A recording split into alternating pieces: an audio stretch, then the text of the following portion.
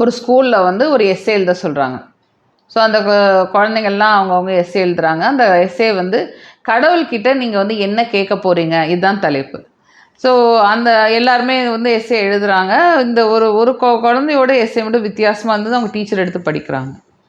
அதில் வந்து அந்த குழந்தை என்ன எழுதியிருந்தா, கடவுளே என்னை வந்து ஒரு டிவியாக மாற்றிடு அப்படின்னு எழுதியிருக்காங்க. அப்புறம் இவங்க வந்து அந்த டீச்சருக்கு ரொம்ப ஆர்வமாயிருது. அது ஃபுல்லாக படிக்கிறாங்க. அதில் வந்து அந்த குழந்தை வந்து ரொம்ப டீட்டெயில்டாக எழுதியிருந்தது.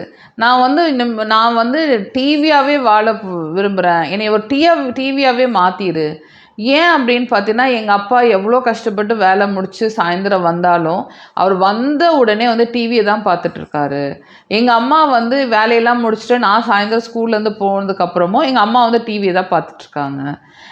அப்புறம் என்னோட அண்ணன் தம்பி எல்லாம் விளையாண்டு முடிச்சுட்டு வந்து டிவி தான் பார்க்குறாங்க. எங்கள் வீட்டில் வந்து நாங்கள் யாரோடையும் பேசுகிறதே இல்லை. எங்கள் அம்மா அப்பா வந்து எங்களை கொஞ்சுறதில்ல, எங்களோட டைம் ஸ்பெண்ட் பண்ணுறதில்ல, விளையாடுறதில்ல. என்னோட அண்ணன் தம்பி கூட நான் சண்டை போடுறதில்ல, சண்டை போடுறதில்ல, விளையாடுறதில்ல, எதுவுமே இல்லை. எல்லாருமே டிவியை மட்டும்தான் பார்த்துட்ருக்காங்க. அதனால் நான் வந்து ஒரு டிவியாக பிறந்துட்டேன், என்னை டிவியாக மாற்றிட்டீங்கன்னா எல்லார் கவனமும் என் மேலே தானே இருக்கும், யாரும் என்னை கவனிக்காமல் இருக்க மாட்டாங்கல்ல அப்படின்னு அந்த பையன் எழுதியிருக்கு. இது ரொம்ப கஷ்டமாக இருக்குது. அப்புறம் வந்து இவங்க என்ன பண்ணியிருக்காங்க, இந்த டீச்சர் வந்து அவங்க பேரண்ட்ஸை கூப்பிட்டு, பாருங்கள் உங்கள் பையன் இப்படி ஒரு எஸ்ஸே எழுதியிருக்காப்புல அப்படின்னு சொன்னோடனே, அவங்க பேரண்ட்ஸ் வந்து இதை படிச்சுட்டு ஓகே சரிங்க மேடம் படிச்சுட்டு ஓகேன்னு போயிடறாங்க. எந்த ரியாக்ஷனும் பண்ணுறதில்ல.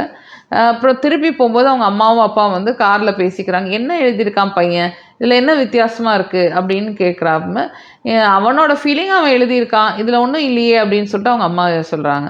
இவங்க அப்பா இருந்துட்டு என்ன ஒரு ஸ்கூல் எஸ்ஸே தானே, என்ன ஒரு டிவியாக மாறினா மாறிட்டு போகிறான், கடவுளை தானே கேட்குறான் அப்படின்ட்டு இவங்க வந்து சீரியஸாகவே எடுத்துக்கல. ஆனால் அந்த குழந்தையோட வலி அங்கே என்ன இருக்குது, அந்த குழந்தை வந்து என்ன எதிர்பார்க்குதுன்னு சொல்லிட்டு அவங்க பேரண்ட்ஸ் புரிஞ்சுக்க கூட ட்ரை பண்ணல. ஏன்னா இவங்க வந்து அந்த வாழ்க்கையை ரொம்ப மேலோட்டமாக பார்க்குறாங்க. அந்த குழந்தைக்குள்ள என்ன ஏக்கம் இருக்குது, அந்த குழந்தை வந்து என்ன சொல்ல வருது, அந்த குழந்தைக்குள்ள என்ன வலி இருக்குதுன்னு அவங்க புரிஞ்சுக்கவே இல்லை. ஸோ ஒவ்வொரு விஷயத்தையும் நம்ம வந்து மேலோட்டமாக பார்க்காம அதில் இருக்க ஆழ்ந்த கருத்தை பார்க்கணும். ஒருத்தவங்க என்ன சொல்ல வராங்க, அதில் என்ன கன்வே பண்ணியிருக்காங்க. எல்லாருமே நேரடியாக வந்து எனக்கு இது வேணும் வேண்டான்னு சொல்ல தெரியாது பாருங்கள். ஒவ்வொருத்தவங்க இன்டைரக்டாக கன்வே பண்ணுவாங்க. நம்ம சின்சியராக ஒருத்தர் பிரியமாக இருக்கோம், லவ் பண்ணுறோம் அப்படின்னா நம்ம வந்து அவங்க சொல்கிற விஷயத்த மேலோட்டமே எடுத்துக்காமல் அவங்க என்ன கன்வே பண்ணுறாங்கன்னு நம்ம புரிஞ்சுக்க ட்ரை பண்ணணும். ஓகேயா? மெயினாக வந்து பேரண்ட்ஸ் வந்து அப்போ குழந்தைங்களுக்கு டைரெக்டாக சொல்ல தெரியாது. அவங்க வந்து ஒரு கோட் வேர்ட் மாதிரி வச்சு வேறு விஷயமாக தான் கன்வே பண்ணுவாங்க. அவங்க என்ன கன்வே பண்ணுறாங்கன்னு சொல்லிட்டு நம்ம கண்டிப்பாக ஆழ்ந்து கவனிக்கணும். அப்போ தான் அவங்களுக்கு என்ன ஏக்கமாக இருக்காங்கன்னு சொல்லிட்டு நம்மளால் புரிஞ்சுக்க முடியும். ஓகேயா?